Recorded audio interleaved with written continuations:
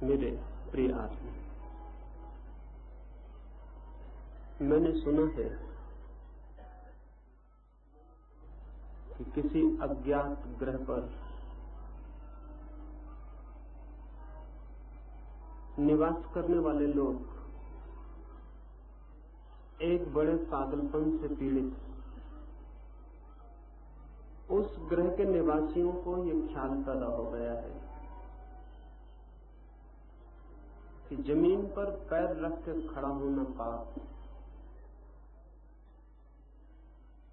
वे अपने बच्चों को बचपन से ही शीर्षासन करना सिखा देते। वे उन्हें सिर के बल खड़ा होना सिखा देते। उनके बच्चों के पैर कभी भी चलने के योग नहीं हो पाते। जीवन की जरूरतें कभी कभी उनके बच्चों को भी चलने को मजबूर करती हैं, क्योंकि सिर के बल चला नहीं जा सकता, सिर्फ खड़ा हुआ जा सकता है। जीवन की मजबूरियों में उनके बच्चों को चलना पड़ता है, लेकिन तब उनके पैर बहुत लड़खड़ाते हैं, वे ज्यादा चल भी नहीं सकते। और सबसे बड़ी कठिनाई पैरों की कमजोरी से नहीं आती, सबसे बड़ी कठिनाई इस बात से आती है कि चलते समय उनके बच्चे समझते हैं कि वे कोई बहुत जघन्य अपराध कर रहे हैं, वे पाप कर रहे हैं। चलते हैं तो पाप मालूम पड़ता है और सिर के बल खड़े रहें तो जिंदगी का जीना मुश्किल हो जाता है।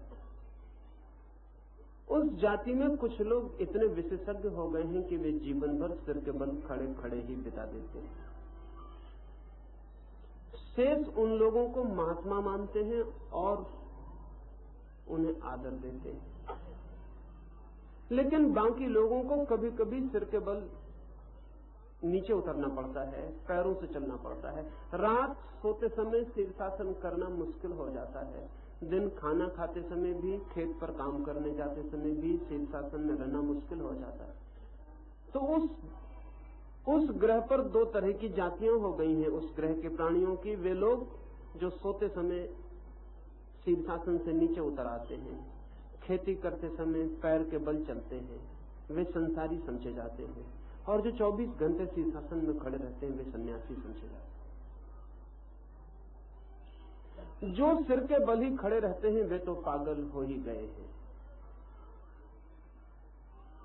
क्योंकि सिर के बल खड़ा रहना, सिर में इतना खून पहुंचा देना है कि सिर की सब सिराएं नष्ट हो जाएंगी। और जो सिर के बल खड़े हुए हैं, उनका सिर धीरे धीरे पैरों की स्थिति में आ गया है, उतना ही जड़ हो गया है। और जो सिर के बल नहीं खड़े हैं, वे भी पागल हो गए हैं, क्योंकि पूरे वक्त उन्हें ऐसा लगता है कि पैरों के बल खड़े होना जघन्य अपराध है और इसके लिए नरकों की अग्नि में सड़ना जरूरी होगा। वे भी विक्षिप्त हो गए। जब मैंने ये बात सुनी थी तो मैं बहुत हैरान हुआ था। मैंने सोचा ऐसा कोई ग्रह कहां हो सकता है, लेकिन तब मुझे ये पता न था कि वो ग्रह हमारी पृथ्वी ही है। तब इस पृथ्वी के रहने सहने के ढंग के संबंध में मेरी समझ कम थी, तो मैं सोचता था कहीं किसी चांद तारे पर वो ग्रह होगा जहां लोग ऐसे पागल होंगे। जब मैंने आदमी को पास से देखा तो मैंने पाया हर आदमी शीर्षासन किए हुए खड़ा है। ये पृथ्वी ही वो ग्रह है जहां के सारे लोग पागल हो गए। इस शीर्षासन करने की प्रवृत्ति ने ही सारे जीवन को विकृत, कुरूप, अपंग, दुख और पीड़ा से भर दिया है। इस उल्टे होने की प्रक्रिया में हमने क्या क्या किया है, उन कुछ बिंदुओं पर मैं आज बात करना चाहता हूं। उल्टे होने की प्रक्रिया में जो नीचे होना चाहिए उसे हमने ऊपर कर दिया है, और जो ऊपर होना चाहिए उसे नीचे कर दिया है। एक आदमी शीर्षासन करता है तो यही तो करता है, सिर जो ऊपर होना चाहिए नीचे कर देता है, पैर जो नीचे होने चाहिए उन्हें ऊपर कर देता है। अगर हम उल्टा मकान बनाएं, शीर्षासन करता हुआ मकान बनाएं, तो नींव ऊपर होगी और शिखर नीचे होगा। अभी तक हमने ऐसा मकान बनाने की कोशिश नहीं की, क्योंकि हम जानते हैं वो निपट पागलपन है। लेकिन जिंदगी हमने ऐसी बनाने की कोशिश की है जिसको हमने उल्टा कर दिया। आधार ऊपर कर दिए हैं और शिखर नीचे कर दिए हैं। जिस दिन आदमी ने ये समझा कि मोक्ष पाने योग्य है और पृथ्वी छोड़ देने योग्य, जिस दिन आदमी ने ये समझा कि ये जीवन बुरा है और इस जीवन के बाद, मृत्यु के बाद कोई जीवन अच्छा जीवन है, जिस दिन आदमी ने ऐसा समझा कि शरीर पाप है और आत्मा पुण्य है, उसी दिन आदमी के जीवन का भवन उल्टा हो गया। तब से हम बुनियाद को इंकार कर रहे हैं और शिखर का सम्मान कर रहे हैं, और कोई शिखर बिना बुनियाद के खड़ा नहीं हो सकता। ये बड़े मजे की बात है। बुनियाद तो बिना शिखर के हो सकती है, लेकिन शिखर बिना बुनियाद के नहीं हो सकती।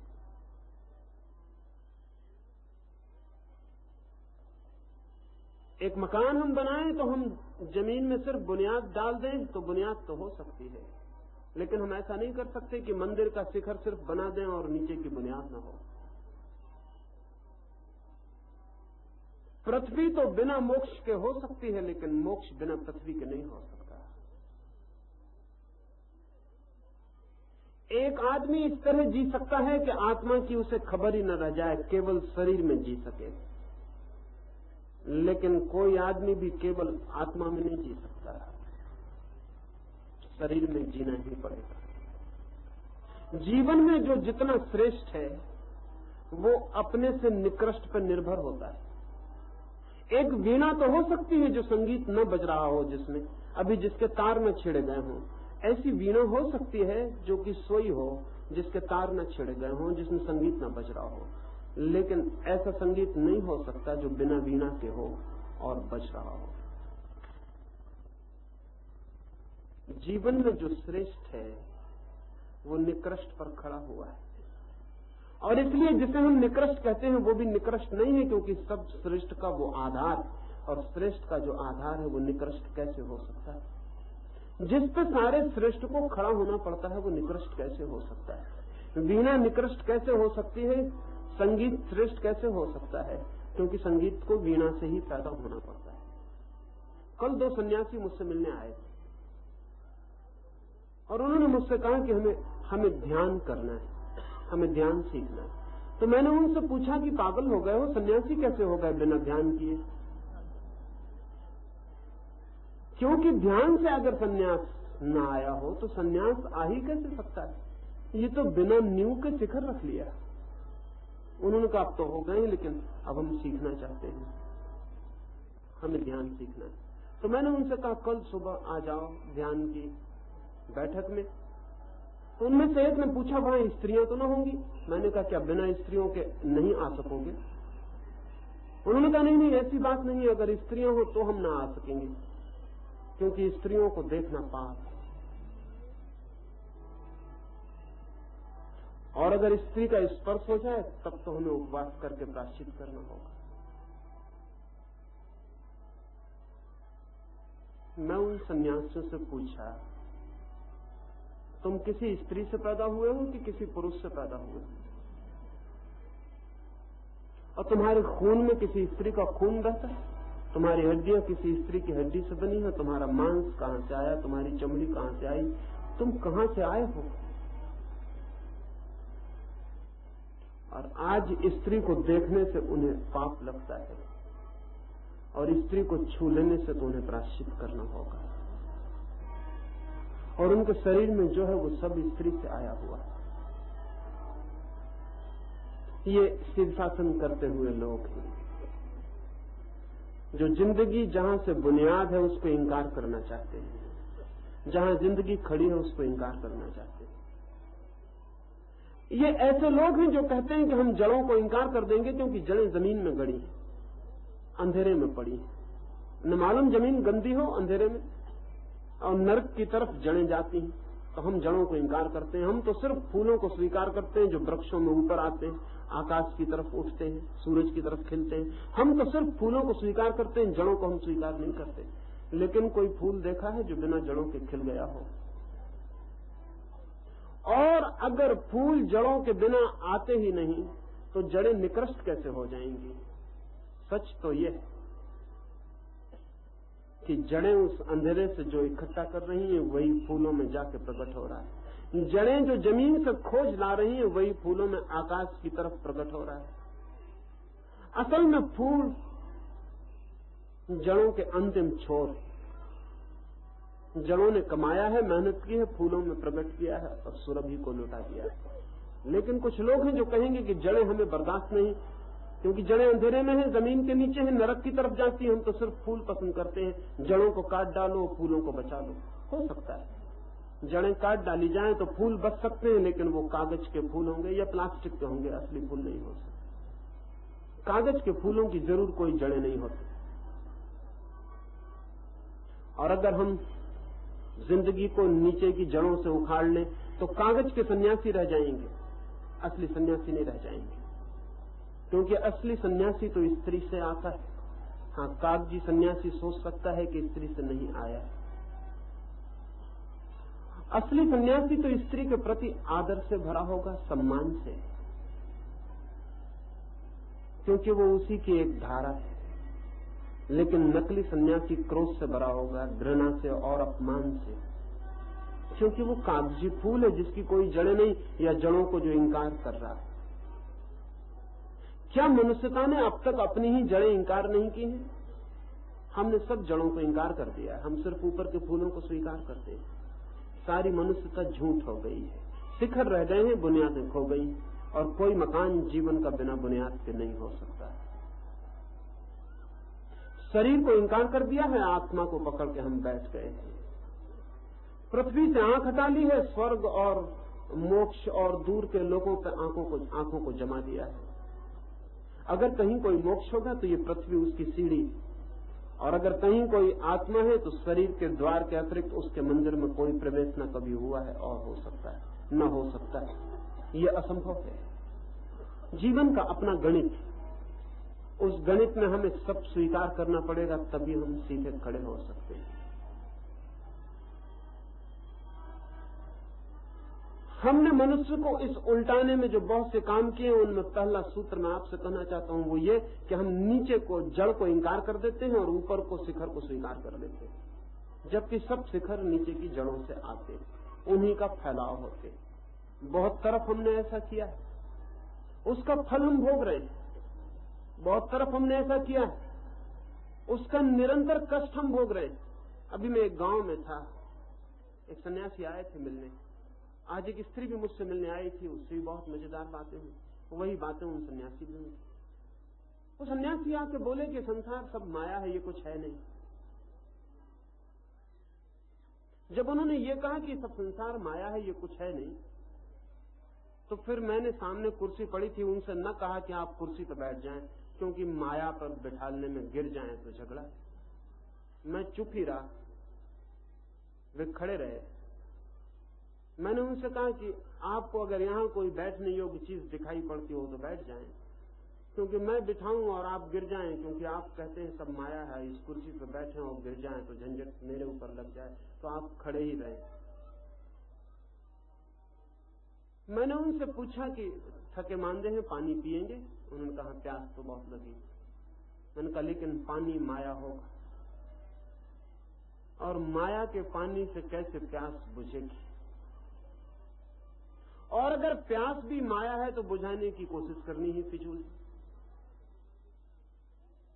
मैंने पूछा भोजन करते हैं? उन्होंने कहा करता हूं। तो बड़ी गड़बड़ बातें कर रहे हैं, एक तरफ सब माया कहे चले जा रहे हैं, और एक तरफ उसी माया के साथ जीना पड़ेगा 24 घंटे, श्वास लेनी पड़ेगी उसी माया से, शिष्य खोजने पड़ेंगे उसी माया से, मंदिर तीर्थ बनाने पड़ेंगे उसी माया से, सब माया चलेगी और ऊपर से इंकार चलेगा, तो जीवन में खंड हो जाएंगे। जो आधार है वो अस्वीकृत हो जाएगा, जो शिखर है स्वीकृत रह जाएगा, और तब बेईमानी पैदा होगी और पाखंड पैदा होगा, तब हिपोक्रेसी पैदा होगी। अब तक हमने पृथ्वी पर जो संस्कृति खड़ी की है वो हिपोक्रेट, वो सब पाखंडी, क्योंकि उसने जीवन के पूरे सत्य को स्वीकार नहीं किया, और जिस सत्य को अस्वीकार कर दिया है वो है। आज एक महिला आई, वो मुझसे पूछने लगी कि मुझे कुछ प्रश्न आपसे पूछने। मैंने कहा जरूर पूछ ले। उन्होंने कहा कि मुझे ध्यान करना है, क्या करूं? मैंने कहा परमात्मा के प्रति समर्पण करें तो ध्यान आ जाएगा। उन्होंने कहा कौन परमात्मा? मैं तो स्वयं ब्रह्म हूं। मैंने कहा जब स्वयं ब्रह्म है तो फिर पूछने किस लिए आई है मेरे पास? उन्होंने कहा बाकी तो सब मेरी समझ में आ गया है कि मैं ब्रह्म हूं, ये समझ में आ गया, लेकिन एक प्रश्न रह गया। मैंने कहा ब्रह्म को भी प्रश्न रह जाता है?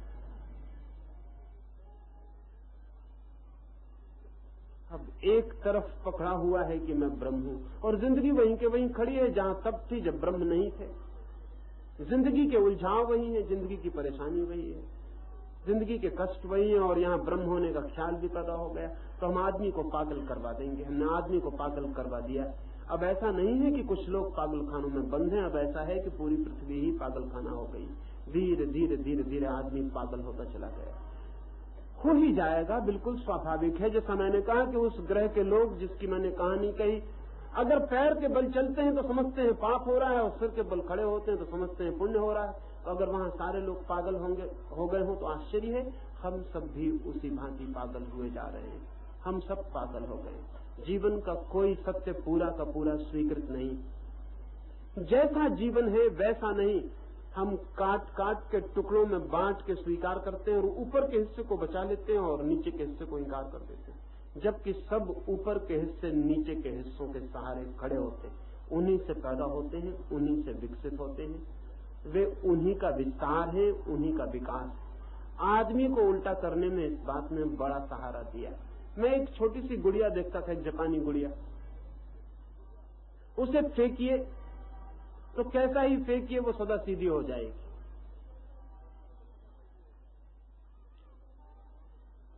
एक भिक्षु हुआ बोधि धर्म। वो बोधि धर्म के ऊपर ही पहली दफा वो गुड़िया बनी।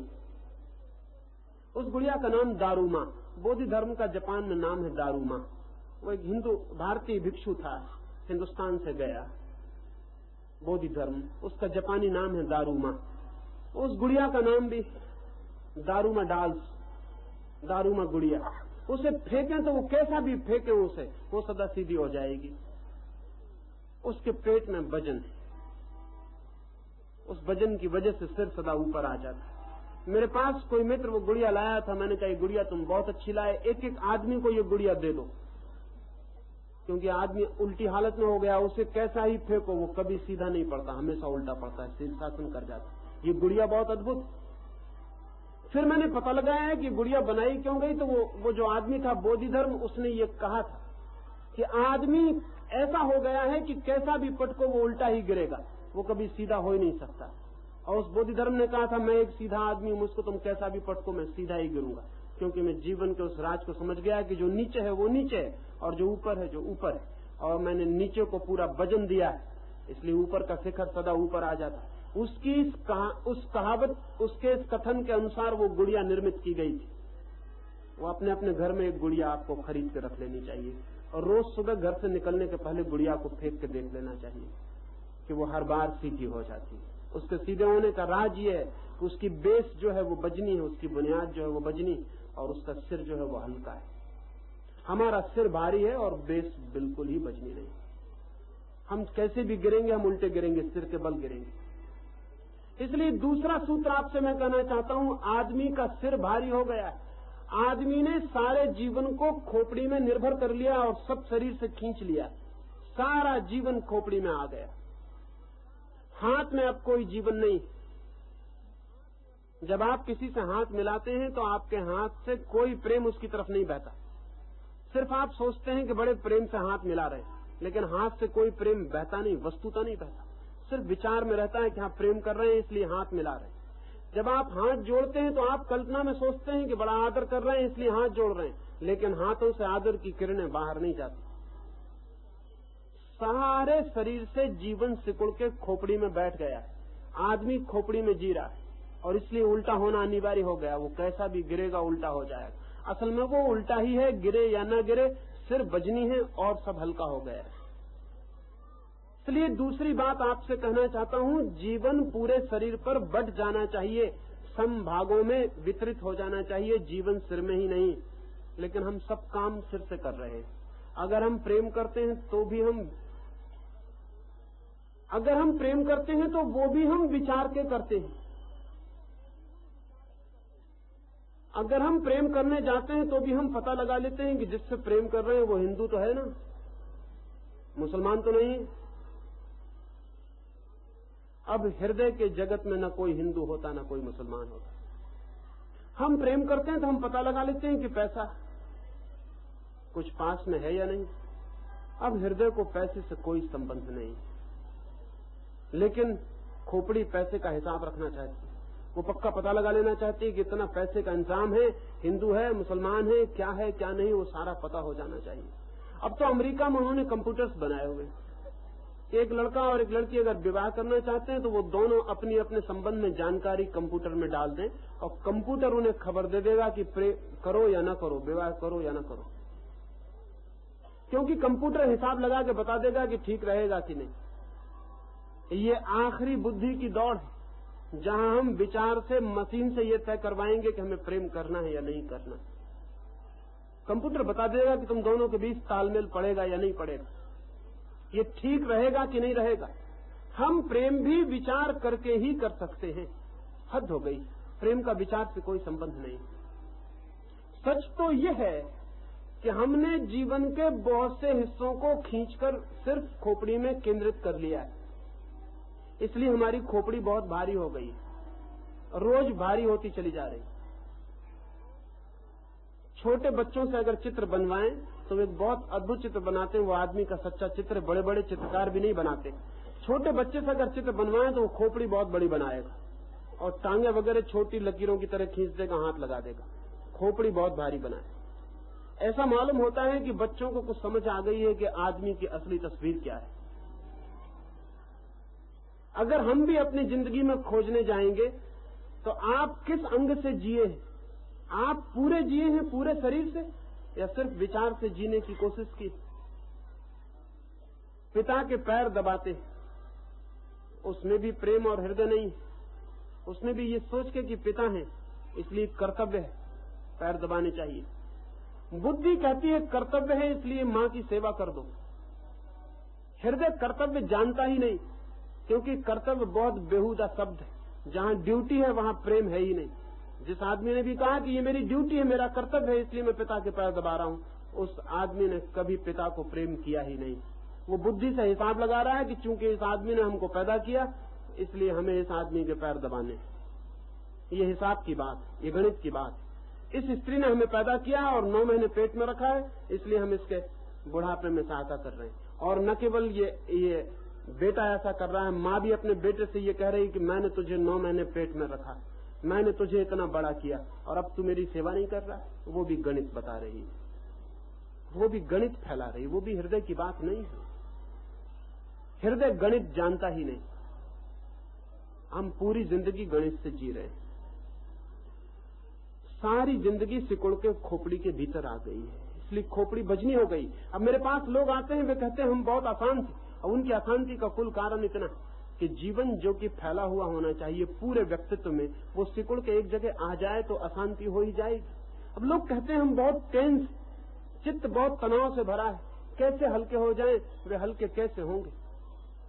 और वे कहते हैं कि चित्त तनाव से भरा है इसलिए हम गीता पढ़ रहे हैं, कुरान पढ़ रहे हैं, फलां गुरु के पास जा रहे हैं, ये पढ़ रहे हैं, वो पढ़ रहे हैं, ये हिसाब लगा रहे हैं। वे और चित्त को भारी करते चले जा रहे हैं, क्योंकि चित्त भारी इसलिए है कि हमने सब जीवन को सिकोड़ के वहां अंदर बंद कर लिया। अभी मेरे पास एक परिवार में मैं ठहरा, उस परिवार के पिता की मृत्यु हो गई, अभी कुछ दिन पहले मृत्यु हुई।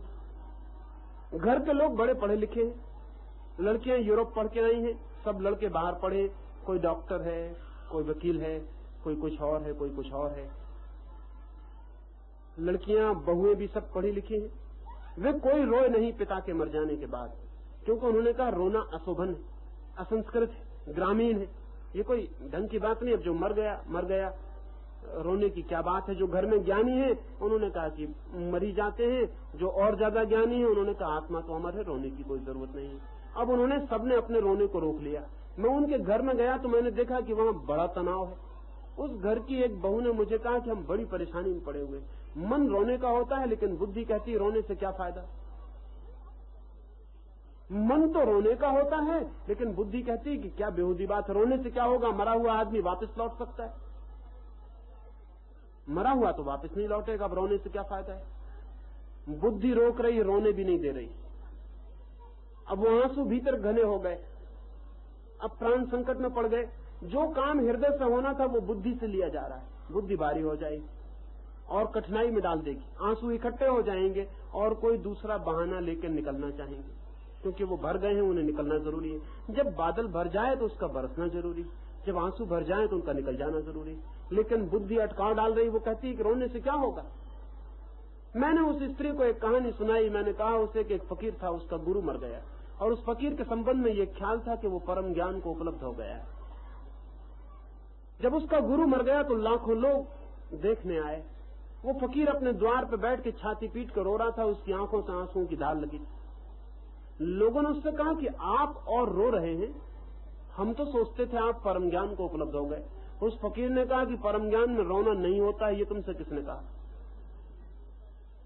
और अगर परम ज्ञान में रोना न होता हो तो हम परम ज्ञान छोड़ते हैं लेकिन रोना नहीं छोड़ सकते। ऐसे परम ज्ञान से हम हाथ जोड़ते हैं जिसमें रोना भी संभव न हो सके। उन्होंने कहा कि कुछ तो ख्याल रखो, लोग क्या सोचेंगे। लोग सोचते थे तुमने पता लगा लिया कि आत्मा अमर है, अब तुम रो रहे हो। तुम तो खुद भी कहते थे कि आत्मा अमर है, रोना व्यर्थ है। तो उस फकीर ने कहा मैं आत्मा के लिए रो ही नहीं रहा, मैं तो उस शरीर के लिए रो रहा हूं जो अब दोबारा कभी नहीं आएगा। उस शरीर भी बड़ा प्यारा था, मैं तो उसके लिए रो रहा हूं। उन्होंने कहा पागल हो गए, शरीर के लिए रोते हो, शरीर के लिए क्या रोना। उस फकीर ने कहा कि मैं कोई हिसाब लगा के नहीं रो रहा हूं, रोना आ रहा है और मैं रो रहा हूं और मैं हिसाब लगाने से इंकार करता हूं। लेकिन हम सबने हिसाब लगा लिया। हम हंसते हैं तो हिसाब लगा के हंसते हैं, और कितने इंच हंसना है किस मौके पर उसका हम हिसाब रखते हैं। कितना रोना है उसका भी हिसाब रखते हैं, कब रोना है कब नहीं रोना है उसका हिसाब रखते हैं। क्या हमने सारा का सारा सिर पर ही नहीं थोप दिया? जो कि सारे व्यक्तित्व का हिस्सा था वो सब सिर में आ गया। अभी मैं एक किताब देख रहा था, एक बहुत समझदार आदमी ने, लेकिन बड़े नासमझ, क्योंकि समझदारों से ज्यादा नासमझ बहुत मुश्किल है खोजना आदमी। एक समझदार आदमी ने वो किताब लिखी, उसने ये लिखा है कि एक्सरसाइज करने की कोई जरूरत ही नहीं है, क्योंकि लोगों को फुर्सत नहीं है कि लोग व्यायाम कर सके। तो उसने एक बहुत अच्छी तरकीब बताई। उसने तरकीब ये बताई है कि आंख बंद करके लेट जाओ और कल्पना करो कि तेजी से दौड़ रहे हो। दौड़ो मत, सिर्फ आंख बंद करके कल्पना करो कि तेजी से दौड़ रहे हो। इतनी तेजी से दौड़ो कि पसीना निकलना शुरू हो जाए और दौड़ते रहो, दौड़ते रहो, लेटे रहो कुर्सी पर और दौड़ते रहो। उसका दावा है ये कि एक्सरसाइज हो जाएगी, एक्सरसाइज हो जाएगी, शरीर की नहीं लेकिन खोपड़ी की हो जाएगी। और जरूरत है शरीर की एक्सरसाइज की, खोपड़ी की एक्सरसाइज वैसे ही काफी हो रही, उसकी जरा एक्सरसाइज कम हो, इसकी जरूरत है। हमने सारे व्यक्तित्व को सिकोड़ के एक बिंदु पर ले आए हैं, पूरा शरीर हमें करीब करीब फिजूल हो गया है। इसलिए आप ख्याल करें, अगर मैं आपसे कहूं कि आपका पैर काट डालें तो आप कट जाएंगे? आप कहेंगे नहीं, पैर के कटने से मैं नहीं कटूंगा। हाथ काट डालें आप कट जाएंगे? आप कहेंगे नहीं, हाथ के काटने से मैं नहीं कटूंगा। लेकिन कोई कहेगा आपका सिर काट डाले तो आप कहेंगे फिर तो मैं कट जाऊंगा। ऐसा मालूम होता है कि केंद्र आपने सिर्फ सिर में बना लिया है अपना, सारा बीइंग, सारी आत्मा सिर में ही इकट्ठी हो गई, बाकी ये पूरा का पूरा व्यक्तित्व निर्जीव हो गया, इसमें कोई आत्मा नहीं रह गई। पैर कटने से नहीं कटते हैं आप, लेकिन सिर कटने से कट जाते हैं। आदमी उल्टा हो गया है, सिर पर भार पड़ने की वजह से आदमी शीर्षासन कर लिया है और हम रोज ये भार बढ़ाए चले जा रहे हैं। बच्चों को हम स्कूल में भेजते हैं तो सिर्फ सिर उनका भारी करके वे वापस लौट आते हैं, उन्हें और कुछ भी सीखने को नहीं मिल पाता। न वे वहां प्रेम करना सीखते हैं, न वे वहां क्रोध करना सीखते हैं, न वे जिंदगी के कोई और राज सीखते हैं। वे सिर्फ सिर को भारी करके वहां से वापस लौट आते हैं। वे उतना सीख लेते हैं जो सिर में भरा जा सके और उनके दिमाग कंप्यूटर की मशीनें हो जाते हैं और वो वापस लौट आते हैं। सब शरीर का खून सिकुड़ के सिर में चला जाता है, सब शरीर की ताकत सिकुड़ के सिर में चली जाती है और सब तरफ से ताकत खिंच जाए तो सारा व्यक्तित्व अपंग और कुरूप हो जाता है। क्या आपको ख्याल है जब आप खाना खाते हैं तो आपको नींद क्यों आने लगती? सिर्फ इसलिए नींद आने लगती कि खाना खाते ही शरीर की ताकत की जरूरत पेट को हो जाती, पेट सारी शक्ति को अपने पास बुला लेता है। इसलिए सिर सोने की हालत में आ जाता है, क्योंकि अगर सिर जगा रहे तो वो अपना काम जारी रखेगा, इसलिए झपकी आने लगती है। झपकी आने का मतलब यह है कि पेट ये कह रहा है कि सिर तुम अपना काम बंद कर दो, हमें पाचन का काम पूरा कर लेने दो। इसलिए खाना खाने के बाद आपको नींद मालूम पड़ती। उस नींद मालूम पड़ने का कुल कारण इतना है कि शक्ति सीमित है और पेट को जरूरत है, अभी सिर को जरूरत नहीं है। लेकिन हम खाना खाने के बाद भी सिर से ही काम लिए चले जाते हैं। और अब तो सोना भी बहुत मुश्किल है, सोने में भी हम सिर से काम लिए चले जाते हैं। रात भर सिर से काम चल रहा है, सिर से काम चल रहा है। सब अस्त व्यस्त हो गया है। मैंने सुना है एक वैज्ञानिक कुछ प्रयोग कर रहा था। वो एक बिल्ली को उसने खाना दिया है और खाना देने के बाद एक्सरे की मशीन लगा के वो उस बिल्ली को देख रहा है उसके पेट में क्या हो रहा है। खाना भीतर गया है, रस छूटे हैं, खाने को पचाने का काम शुरू हो गया है। तभी उसने एक कुत्ते को भी कमरे में ले आया। कुत्ते को देखते से बिल्ली का मस्तिष्क भारी हो गया, क्योंकि कुत्ते को देखना पेट से तो हो नहीं सकता, कुत्ते को देखना तो होता है सिर से। उसका सिर भारी हो गया, बिल्ली सिकुड़ गई, उसके पेट की सब आंतें सिकुड़ गई और उन्होंने रस छोड़ना बंद कर दिया। भोजन पड़ा रह गया, क्योंकि अभी अब भोजन करने की सुविधा शरीर को न रही। अब शरीर की सारी शक्ति सिर में चली गई, कुत्ता मौजूद है, कोई भी खतरा हो सकता है। कुत्ते को 1 मिनट के बाद हटा लिया गया, लेकिन बिल्ली के पेट को वापस सक्रिय होने में 6 घंटे लग गए। तब तक भोजन पूरा ठंडा हो गया, तब रस छूटे तो उसको पचाने में असमर्थ हो गए। इस बिल्ली के साथ निरंतर 3 महीने तक ऐसा किया गया। उसके पेट में अल्सर हो गए, हो ही जाएंगे। भोजन जब ठंडा हो जाएगा और न पचाया जाएगा और रस बेवक्त छूटेंगे तो पेट में घाव हो जाएंगे। अब बिल्ली को अल्सर पैदा हो गए क्योंकि उसका मस्तिष्क पूरे वक्त तनावग्रस्त हो गया। अगर हमारे सारे पेट अल्सर से भर गए हैं और 1000 तरह की बीमारियों से, तो उस 1000 तरह की बीमारियों में 90% कारण तो यह है कि मस्तिष्क पूरी शक्ति खींचे लिए ले रहा है। वो कोई ताकत छोड़ते ही नहीं, वो शरीर के किसी हिस्से के लिए कोई ताकत नहीं छोड़ रहा है। वो जीवन के किसी दूसरे आयाम में शक्ति को जाने ही नहीं दे रहा है, सारी शक्ति वहीं खींच ली गई। सिर भारी न होगा तो और क्या होगा। सिर भारी हो जाएगा तो आदमी का व्यक्तित्व उल्टा हो जाएगा। हमें जिंदगी को कुछ और शिक्षण भी देने चाहिए जो सिर पर ही केंद्रित न करते हो। हमें कुछ और बातें भी सीखनी चाहिए जो शरीर में व्यक्तित्व को बांटती हो, सब अंगों में पहुंचा देती हो। आत्मा सिर में ही न रह जाए, कण कण में हो जानी चाहिए, रोए रोए में आत्मा प्रविष्ट हो जानी चाहिए। और अगर किसी व्यक्ति के पूरे जीवन में आत्मा प्रविष्ट हो जाए तो उसका हाथ भी छुएंगे तो आत्मा का पता चलेगा, उसका पैर भी छुएंगे तो आत्मा का पता चलेगा, उसके पूरे शरीर के अणु अणु में उसकी आत्मा का फैलाव होगा, उसकी आत्मा सिकुड़ नहीं गई होगी। और तब वो ऐसा नहीं कहेगा कि मैं पैर नहीं हूं, मैं सिर हूं, वो कहेगा मैं ये सब हूं, ये सबका जोड़ में हूं। और इस पूरे जोड़ को वो जिएगा। लेकिन हम ऐसा कभी नहीं दिए। कभी आपने ख्याल किया कि आप अपने पैर धो रहे हैं तो आपने पैर को इस तरह धोया हो कि पैर में भी कोई आत्मा है।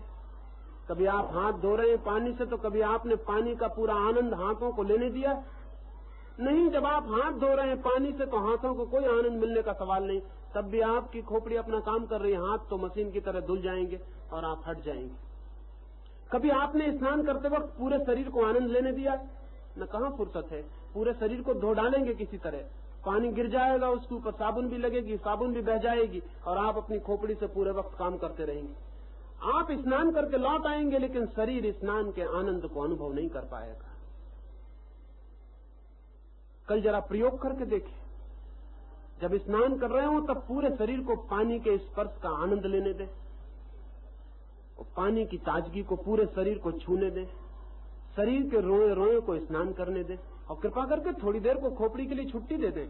थोड़ी देर के लिए पूरे शरीर में फैल जाएं और खोपड़ी से कहें तुम ही नहीं हो, ये पूरा शरीर में हो, इस पूरे शरीर में मैं हूं। और तब आप नहाने से एक नई ताजगी लेके निकलेंगे जो आप कभी लेके नहीं निकले। जब भोजन करें तब पूरे शरीर को भोजन का आनंद लेने दें और जब घूमने जाएं तो पूरे शरीर को हवाओं का आनंद लेने दें और जब किसी को प्रेम करें तो उसके पूरे शरीर को अपने हृदय से लगा लें। पूरे शरीर को जीने की कोशिश करें, सिर्फ खोपड़ी में मत जिए। शरीर का पुनर्जन्म जरूरी है। शरीर हमारा बिल्कुल ही समाप्त हो गया है, एक हिस्सा भर जी रहा है और इसलिए सारा तनाव वहां इकट्ठा हो गया और इस तरह के तनाव हो गए कि जिनके हम कल्पना नहीं कर सकते। जहां जहां से हमने जीना बंद कर दिया है, सिर को ही वो जीने का काम करना पड़ रहा है। आदमी की सारी सेक्सुअलिटी, सारी कामुकता सिर में चली गई, जो कि बड़ी बेहूदी बात है। अगर जानवरों से हमारी कभी बातचीत हो सके तो वो बड़े हैरान होंगे। वो कहेंगे कि क्या मामला है,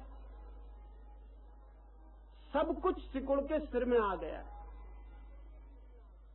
एक आदमी की काम वासना भी सिर में आ गई, भोजन भी सिर में आ गया। जब आप भोजन करते हैं तब आपको उतना रस नहीं आता जितना आप कुर्सी पर बैठ के भोजन करने का विचार करते हैं तब आता। कभी आपने इसका फर्क ख्याल किया? जिस मित्र से मिलने के लिए आप इतने आतुर होते हैं उससे मिलके उतना आनंद नहीं आता जितना मिलने का विचार करने से आनंद आता है। ये तो बड़ी अजीब बात। जिस स्त्री को आप प्रेम करते हैं, जितना इस आशा में कि कभी वो मिल जाए, इसकी कल्पना और विचार करने में जितना आनंद आता है, वो स्त्री मिल जाए तो एकदम सब फीका हो जाता है, फिर वो आनंद नहीं आता। क्या बात! जीना कम आनंदपूर्ण और विचार करना ज्यादा आनंदपूर्ण हो गया है। इसे देखेंगे तो ख्याल में आ जाएगी ये बात। एक बड़ी लंबी कार को गुजरते हुए आप देखते हैं और आपके मन को कितना आनंद आता है कि कभी ये कार मिल जाए तो कितना आनंदित न हो जाऊंगा। और मन में कितनी बार ये कार में आप बैठ लिए मन में, क्योंकि उस असली कार में जो आदमी बैठे हैं उनको उसमें बैठने में कोई आनंद आ ही नहीं रहा। और कल अगर आप भी बैठ गए तो आपको भी आने वाला नहीं है, क्योंकि जिंदगी से हमने आनंद लेना बंद कर दिया। हम सिर्फ विचार करने में ही आनंद लेते हैं। इसलिए जिन चीजों में हमें निरंतर विचार ही करना पड़ता है और जो हमें कभी मिलती ही नहीं, उनमें हम ज्यादा आनंद लेते हैं, और जो हमें मिल जाती है उनसे हमारा आनंद बहुत मुश्किल हो जाता है। मैंने सुना है एक पागल खाने में दो पागल बंद थे, दोनों मित्र थे, दोनों एक यूनिवर्सिटी में प्रोफेसर थे।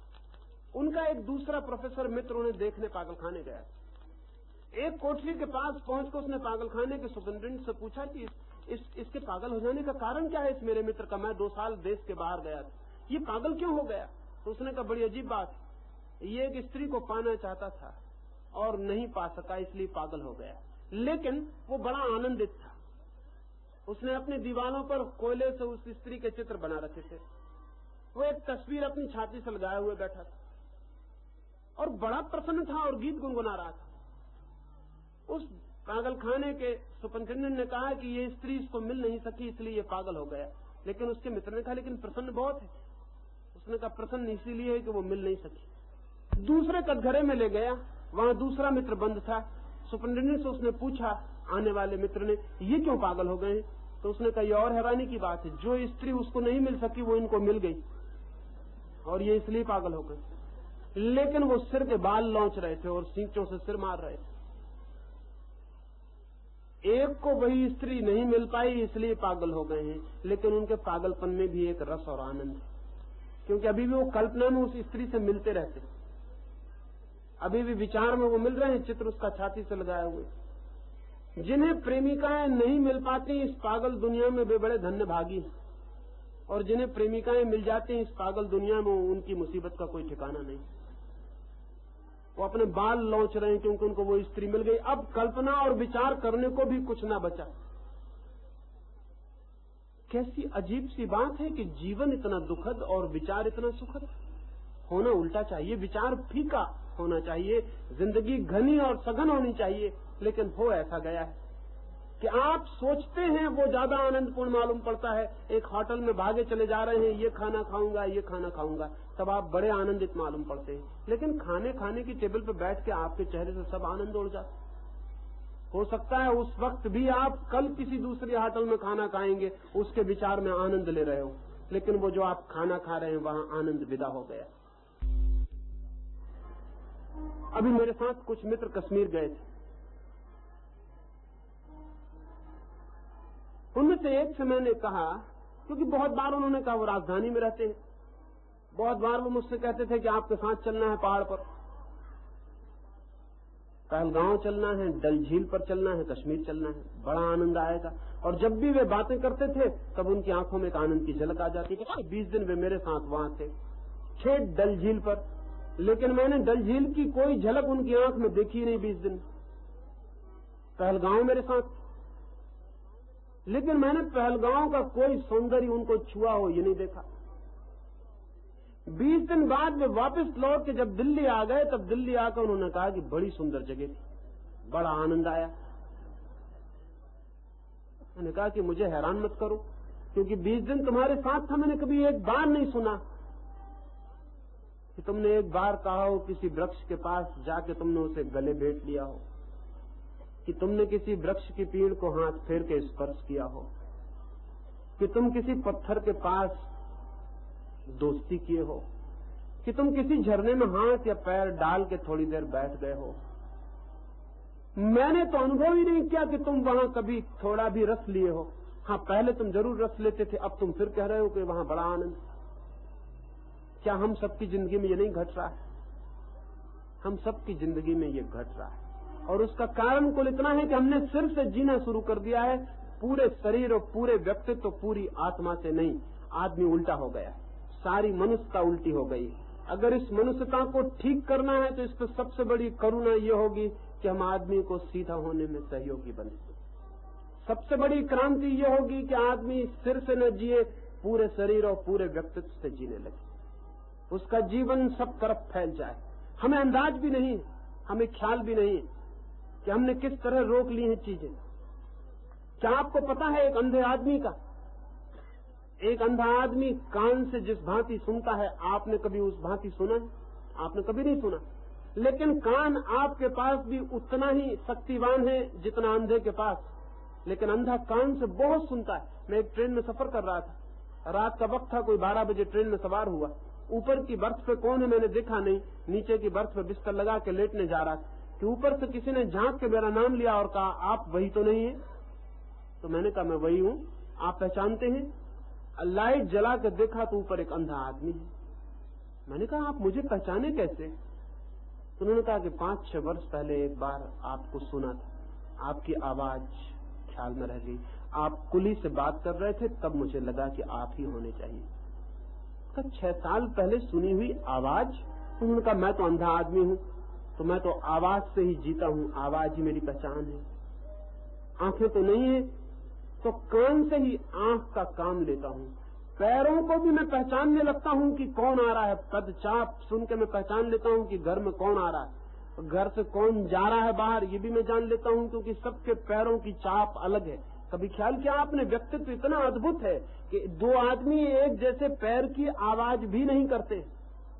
हर आदमी के पैर की आवाज अलग है, रिदम अलग है, और हर आदमी के 2 पैर का गैप अलग है, और हर आदमी के पैर की आवाज का फासला अलग है, गीत अलग है, सब अलग है। 2 आदमी एक साथ चलते भी नहीं। उस अंधे आदमी ने मुझे कहा कि मुझे तो पैर की आवाज से भी पता चल जाता है घर के बाहर कौन जा रहा है, घर के भीतर कौन आ रहा है। इतना ही अद्भुत कान हमारे पास भी है, लेकिन हमारे कान को ये कुछ पता नहीं चलता। हमने कान का उपयोग ही नहीं किया।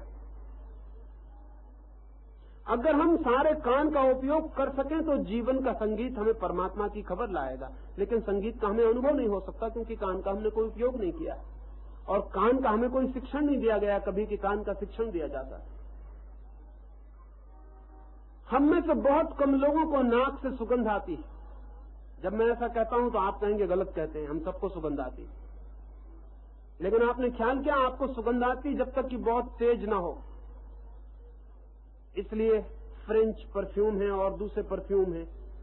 जिसकी नाक को ठीक से सुगंध आती है उसे वो बहुत घबराने वाली मालूम पड़ सकती, क्योंकि वो इतनी आक्रामक और इतनी हिंसक और इतनी तेज। लेकिन उनका भी हमें पता नहीं चलता, उनको भी डाल के थोड़ा सा मालूम पड़ता है कि हाँ कुछ है, कुछ अच्छा लग रहा है। लेकिन क्या हमें एक दूसरे के शरीर का भी गंध का बोध होता है? एक एक आदमी के शरीर में गंध है, और एक एक आदमी के शरीर की गंध का अपना अर्थ है, अपनी लय। एक एक आदमी के शरीर की गंध की अपनी खूबियां हैं। और कुछ मनोवैज्ञानिक तो ये कहते हैं कि जिन 2 व्यक्तियों ने विवाह किया हो, अगर उनकी गंध मेल ना खाती हो तो चाहे उन्हें पता हो या ना पता हो, वो जिंदगी में कभी भी मेल ना खा पाएंगे। उनकी गंध कहीं गहरे में मेल खाती हो तभी वो मेल खा पाएंगे, अन्यथा मेल खाना बहुत मुश्किल हो जाएगा। लेकिन हमें गंध का कोई पता नहीं चलता, हमें गंध का कोई शिक्षण नहीं दिया गया, हमें स्पर्श का कोई पता नहीं चलता। हेलन केलर सारी दुनिया में घूमी,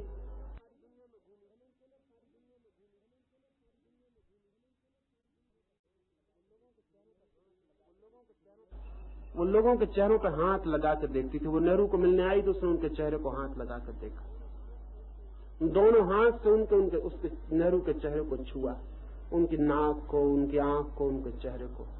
और हेलन केलर ने कहा कि मैंने इतने सुंदर आदमी बहुत कम देखे। किसी ने पूछा कि तुमने देखा कैसे, पहचानी कैसे? तो उसने कहा कि नेहरू के चेहरे पर हाथ फेरते वक्त ठीक मुझे वैसा ही लगा जैसे यूनान में संगमरमर की मूर्तियों पर फेरते वक्त लगा। ठीक वही, जैसे संगमरमर की मूर्ति का चेहरा हो, उतनी ही रहस्यपूर्ण, उतनी ही सौंदर्य से भरी हुई, वही कटाव, वही तेजी। हेलन केलर ने कहा कि नेहरू बहुत तेज आदमी होंगे, उनके नाक के स्पर्श, उनके चेहरे के स्पर्श से मुझे लगा कि बहुत तेज आदमी होंगे। हम किसी के स्पर्श से ऐसा पता लगा सकते हैं, हाथ में हमारे भी वही ताकत, लेकिन हेलन केलर के पास आंख नहीं है, कान नहीं है, कुछ भी नहीं है दूसरी इंद्रियां, तो हाथ से ही उसने सारा काम लिया है और उसका हाथ बहुत संवेदनशील हो गया है। वो हाथ अब पहचानने लगा है, उसकी उंगलियां भी स्पर्श से वो जानने लगी जो आंख जान सकती। इसका क्या मतलब है? इसका मतलब यह है कि हमारा पूरा शरीर इतना संवेदनशील यंत्र है कि अगर हम पूरे शरीर से जीने की कोशिश करें तो हमें आनंद के न मालूम कितने लोगों का उद्घाटन हो जाए। तब हमें गंध से भी परमात्मा का आगमन मालूम पड़े, और तब हमें ध्वनि से भी परमात्मा का आगमन मालूम पड़े, और तब किसी के स्पर्श से भी परमात्मा का आनंद अनुभव पड़े। लेकिन अभी हमें नहीं पड़ता, इसलिए तो हम अपने ज्ञानियों को कहते हैं दृष्टा, सीयर्स, विजनरीज। हम अपने फिलोसफी को इस मुल्क में कहते हैं दर्शन। ये आंख केंद्रित लोगों के ख्याल है। हम अगर ऐसा कहें, किसी ज्ञानी को अगर हम कहें श्रोता, तो कोई नहीं मानेगा, तो कहेगा दृष्टा कहिए। श्रोता का क्या मतलब होता है? दृष्टा का मतलब होता है देखने वाला, श्रोता का मतलब होता है सुनने वाला।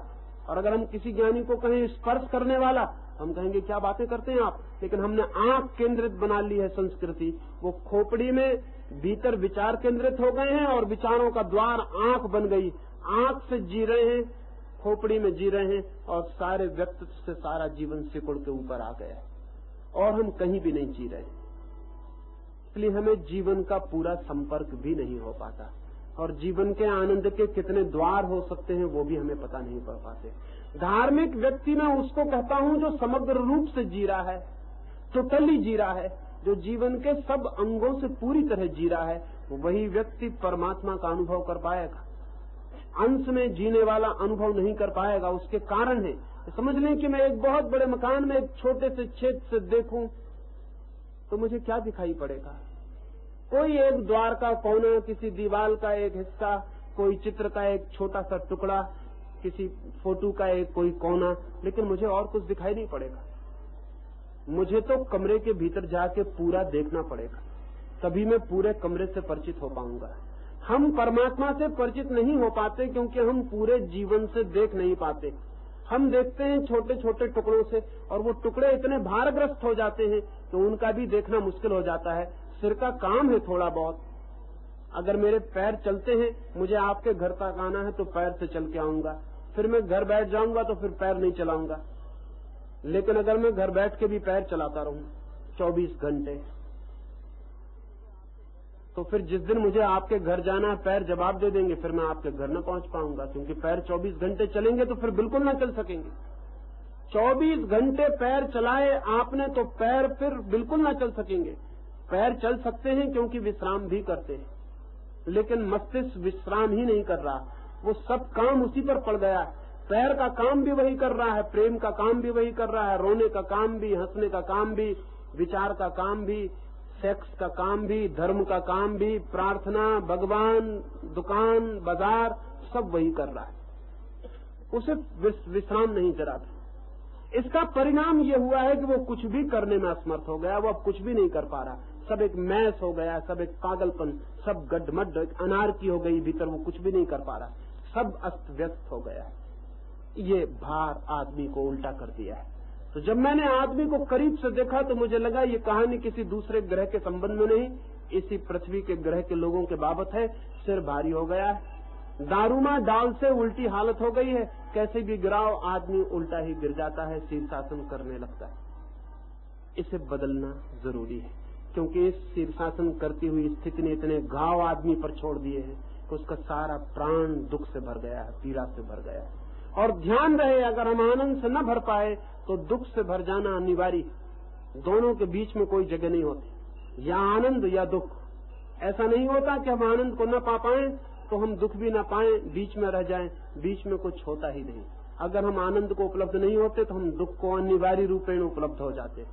अगर हम स्वस्थ न हो तो हम बीमार होंगे ही। स्वास्थ्य और बीमारी के बीच में कोई स्थान नहीं होता। अगर कोई आदमी कहता हो कि मैं बीमार भी नहीं हूं, मैं स्वस्थ भी नहीं हूं, तो समझना कि वो झूठ ही कहता है, या उसे पता ना होगा, गलत कहता है, क्योंकि आदमी दोनों के बीच में नहीं हो सकता, या तो बीमार होता है या स्वस्थ होता है। और अगर स्वस्थ हों तभी हम बीमार होने से मुक्त हो सकते हैं। हम सब दुखी हो गए हैं, हजार हजार घाव हमारी आत्मा पे छिद गए हैं, सबसे लहू बह रहा है और सब में मवाद पड़ गई है और सब तरफ गंदगी और दुर्गंध हो गई है। लेकिन आनंद की तरफ हम कैसे जाएं उसका कुछ ख्याल नहीं आता। और अगर जाने की कोशिश करते हैं तो रास्ता बताने वाले लोग हैं। कोई कहता है कि बैठ के ओम का जाप करो, कोई कहता है राम का जाप करो, कोई कहता है गीता पढ़ो, कोई कहता है कुरान पढ़ो, कोई कहता है भगवान की मूर्ति के सामने हाथ जोड़ के बैठ जाओ। लेकिन जिंदगी बदलने को कोई भी नहीं कहता है। और अगर कोई जिंदगी बदलने को भी कहता है तो बड़ी पागलपन की बातें कहता है। कोई कहता है जिंदगी बदल डालो, लोभ छोड़ दो, क्रोध छोड़ दो, काम छोड़ दो, ये सब छोड़ दो तो सब ठीक हो जाए।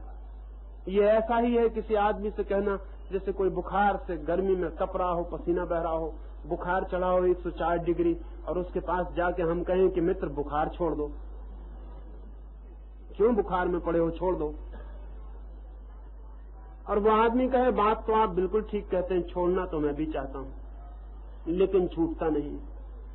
हम कहें कि क्यों पकड़े हुए, छोड़ दो बुखार, मजा करो, स्वस्थ हो जाओ। बुखार छोड़ा नहीं जा सकता, बुखार छोड़ा नहीं जा सकता, स्वस्थ हुआ जा सकता है तो बुखार छूट जाएगा। बुखार छोड़ा नहीं जा सकता। कोई ऐसी बात नहीं कि आप लोभ छोड़ दें, क्रोध छोड़ दें, घृणा छोड़ दें, ये छोड़ी नहीं जा सकती। हाँ, आप आनंदित हो जाएं तो ये छूट जाती हैं, क्योंकि आनंदित व्यक्ति क्रोध नहीं करेगा। इसलिए नहीं कि क्रोध करने में असमर्थ हो गया, बल्कि इसलिए कि अपने आनंद को खोने के लिए अब वो तैयार नहीं होगा। अब वो तैयार नहीं होगा कि क्रोध करके अपना आनंद खो दे। बुद्ध ने कहा है कि जब मैं छोटा था तो मेरे पास हीरे जवाहरातों के खिलौने थे, लाखों रुपए की कीमत के खिलौने थे। लेकिन अगर कोई मेरी रोटी का एक टुकड़ा एक बच्चा खेलने में मुझसे छीन लेता था तो मैं वो लाखों का खिलौना फेंक के मार देता।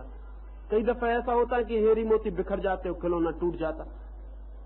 घर के लोग मुझसे कहते कि 2 कौड़ी की रोटी के टुकड़े के लिए तुमने लाखों का खिलौना बिगाड़ दिया। लेकिन तब मुझे पता ही नहीं था कि रोटी की कीमत क्या है और खिलौने की कीमत क्या है। फिर जब मैं बड़ा हुआ तब मुझे पता चला।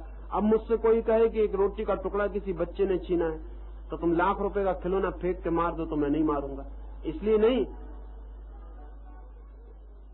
नहीं कि मैंने क्रोध छोड़ दिया है, बल्कि इसलिए कि क्रोध का गणित बिल्कुल मूर्खतापूर्ण है, ये मुझे समझ में आ गया है।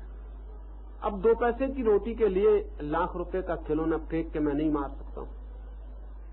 अब मैं जानता हूं कि किस चीज का क्या मूल्य। आनंद उपलब्ध हो तो ही मूल्य का पता चलता है। लेकिन धर्मगुरु समझा रहे हैं क्रोध छोड़ो, लोभ छोड़ो, सब ठीक हो जाएगा।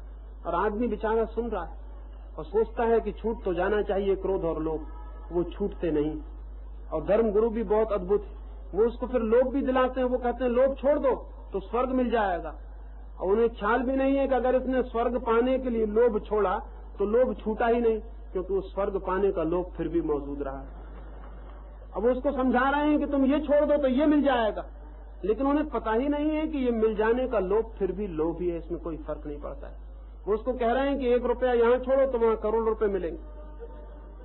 गंगा के किनारे में गया था एक यज्ञ में, तो वहां सन्यासी समझाते थे लोगों को, यहाँ गंगा के किनारे 1 पैसा दान करो तो करोड़ गुना मिलता है। लोभ छोड़ो, दान करो।